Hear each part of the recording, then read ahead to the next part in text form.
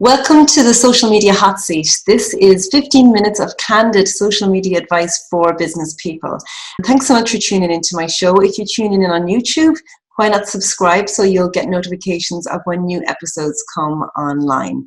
In the hot seat today, I have Sandra Losty. I know Sandra for a long time, and I'm very delighted to welcome her here today. Sandra has a very interesting background, and she's about to change her business direction. So without further ado, I'm going to welcome Sandra to the show, and I'm going to ask her to tell us all about where she is at the moment and where she wants to go. Welcome to the show, Sandra. Hi, Louise. Hi, everybody. Thanks for having me. It's very exciting. So where I'm at is, for a number of years, I've been known as the wedding lady because I perform weddings and plan them. And parallel to that and unseen or unadvertised maybe was a big passion of mine, which is helping people tell their story from a kind of a public speaking point of view. And the background to that is I have been in recovery for the last 25 years. And I know the power of telling your story and giving people hope and helping people through not major big things, but small things that make a difference. And over the last number of years, I have been helping people to do that. And do you know what? That really lights me up, Louise.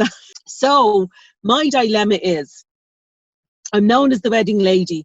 I want to be working more in the recovery field in that capacity of coaching people, helping them tell their story, public speaking, maybe presentation skills, that kind of thing, all the while minding and supporting them with their recovery. So that's where I'm at now, with several ideas of names and, directions it might take. And I'm hoping to use this hot seat to help me to tease out some of that.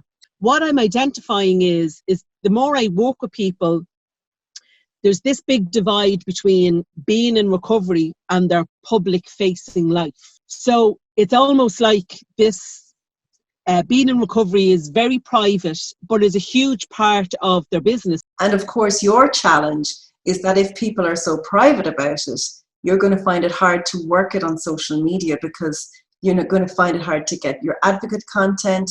You're even going to find it hard to probably get anybody to feature on video if this is something that is a secret. And is recovery coaching the only coaching that you're going to offer, Sandra, or are you going to broaden it, so at least if you make it broader than recovery, you can also make it about communications and public speaking. There may be your angle for a lot of your social media content. Yeah, absolutely. Yes, it is coaching in the broader sense. I suppose my specific interest is because I know the area so well, and I know the bit that stops people from talking about it. Sometimes it's a skill, sometimes it's a technique, and then sometimes it's a deeper emotional thing that they haven't quite come to terms with yet themselves. So there's nearly a therapeutic element to it. But no, it is to broaden it out more and help people tell their story, wherever that story is.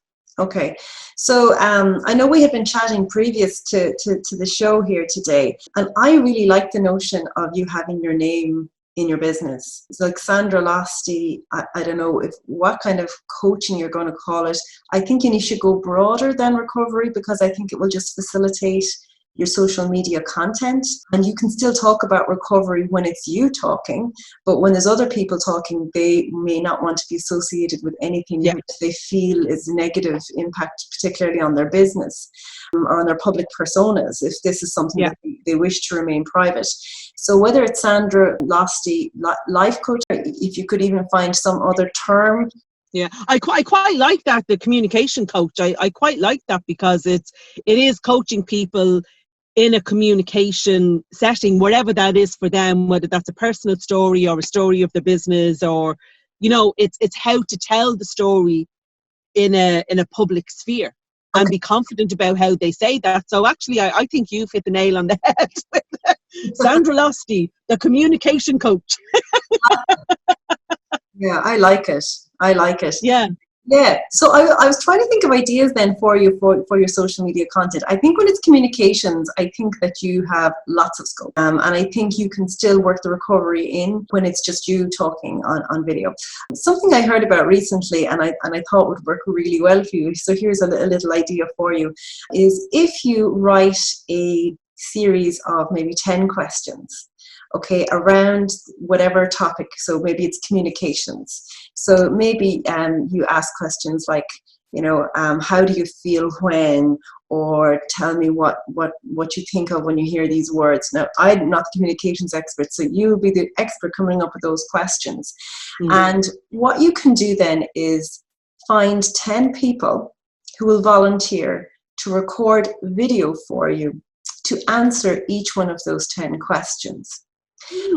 Yeah, and so what you do is you come up with the questions and you kind of plan the questions, because this is going to provide you with lots and lots and lots of different video content, because you'll be able to chop it up, all those responses up in lots of different ways. Now, we're really fortunate in these days that people have really high quality phones, whether they're iPhone or Android. Like, the quality of the recording is absolutely amazing. And so what you just need to do is to give people guidelines on how to record that video. So you want natural lighting, you want nice quiet space, you want daylight, not in their eyes, or you want good quality sound. And then what you want them to do is to send you back, like, get them to WhatsApp you. That's the best way to do it. Back the responses, because WhatsApp, you can send quite large video files, and it's easy for people to do them. They can record on their phone, get somebody to do it for them, or put it in selfie mode, and then they send it back to you. You could even have a theme. Like, I'm beginning to think that the theme for my social media hot seat is that the hot seat is people's cars, because you're the third person that's taking the hot seat in the car. Yeah, so you could even theme it and say, thoughts from the driver, from the traffic lights, or something like that. Brilliant. Yeah, brilliant. Yeah. But then you could chop that up and edit it in so many different ways, because every question you could have, one of them could be, tell me the top 3 words that you think of when you hear this word. And then you can just have a video where you're just having different people, saying a few words. And on the other side, you could say, tell me how this makes you feel. And then you can make the videos really, really, because social media is all about being social. It's all about telling stories, and people love stories, and people love gaining an insight into how other people feel and think. And even something like that would give you, first of all, each question was going to give you 10 different videos. You might even chop those up to shorter videos. Then you could focus on different themes that come through, the answers that come back. You could even have, chop it up in lots of different ways. It would give you hours and hours of different video content. Fabulous. Yeah. And that could be a way of even starting off that where it's on a specific topic, and then eventually aiming to find 10 people that would be courageous enough to do it from the recovery side.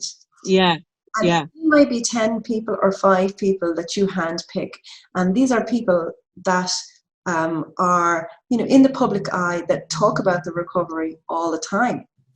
So I can think of a few people straight away who I know talk about the recovery, who possibly would have. And that could be another angle for you. Brilliant. Yeah, for your social media. Yeah. And then something else to think of, which I hope I don't get in trouble for saying this now, but like, you are going to have issues with Facebook ads, because it's depending on how you phrase things. So if you put up a video and you're saying, do you feel down today? Chances are, if you try and boost that, Facebook, they won't let you, because it's like as if you're targeting people because they're depressed, right? Whereas if you're careful about how you phrase things and say, here's inspiring words from people who were struggling at some point. So and even at that, you just have to be very careful about the descriptions of your videos. Now, you can put like what the content in the videos, you'll get away with more, because chances are not, people aren't, Facebook aren't going to check every single video. Yeah. Yeah. But, Yeah. so even like they don't even like before and after, those kind of things, but you get away with it more in a video. So just Very good. Yeah. Yeah. think really carefully about how the descriptions of those videos, because that will have, because these are videos that you will want to put a budget behind. Like organic reach is just plummeting all the time on Facebook, and so you will want to think about always having a budget to get that content out there. You also want to think about having shorter content, which is like a promo content. So maybe 30-second short videos to promote the fact that there's a longer one coming and there's more in it. So think of it like the way that TV do it. When there's a very interesting show coming on, there's adverts for the show to kind of raise your awareness about the show. So you've got to think about organizing your content. And the other thing that you want to think about is sometimes recording some of those videos not in landscape, but in portrait, so that you can run them in stories. Okay. So second videos that you can run on stories, because stories is the place that's probably the least crowded. You can run them on Instagram, you can run them on Facebook, and you can run story ads, and you're going to get possibly a better return on those at the moment, because it's just the inventory is there in terms of ads. So ads become expensive when more people are looking to place ads in the same places. Stories is a good place at the moment where you can run your ads, and that's what. So when you're thinking about recording video, you got to think of all the different formats. So you might say to some people, okay, can 5 of you do it in portrait? I want these to be stories, and I want them to be 10 seconds second videos, or you can chop them up. So that's very good. I love that idea. That's brilliant. Yeah. And they'd be real people as well. It's not just me saying I spoke to a client and this is what they said. It's it's real people giving their interpretation of that word that you give them first. Exactly, and like also think of the potential of repurposing all this content across other social media networks. So while I'm a huge fan of Facebook, you do have Instagram. Instagram would work really well for you, and Instagram TV as well. So so for the longer videos, you've got YouTube. You could have a lovely YouTube channel going there, and the beauty about YouTube is that, while Facebook gives you the big bang instantly, YouTube it's for longevity. So you can optimize those videos, and they will run and run and run and run for years and years and years. And you can, again, once you have them on YouTube, if they're longer videos, you can link to them in LinkedIn or Twitter. So you just think about how you can reuse that same content absolutely everywhere. And I presume you're going to have a website, Sandra, as well. Yeah, what you could also do is have a blog section on your website where each one of those videos or each one of those themes becomes a blog article, and you just embed the video. And that's really easy content to produce on your website. The embedded video is really going to give your website kudos, so it'll perform better for search in the search engines. It gets indexed faster when there's a video. And the better performing the video, the more positive affirmation it's going to have for your website as well. Yeah, very good, very good. Yeah, I hadn't thought of any of that. Yeah. When you're just in your own head, it just swirls around and none of it becomes clear. And I'm always a firm believer of just taking out a pen and paper and making a list of 10 things to do, and if there's other things that you need to do, but you're going to put those on the longer list, that's fine. But sometimes having that list and having a little calendar beside it and helping you come up with that plan, and even doing a list of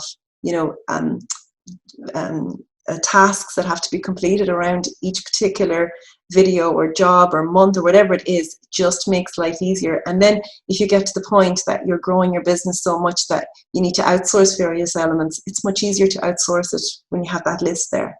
So yeah, understand. Yeah, very good, yeah. Made. Excellent. Yeah, that was really helpful, Louise. Really, really helpful. Good, good. And what you might do is come back to us in a few months and let us know how you're getting on. Will do, absolutely. That'll put a bit of pressure on you as well. Under pressure.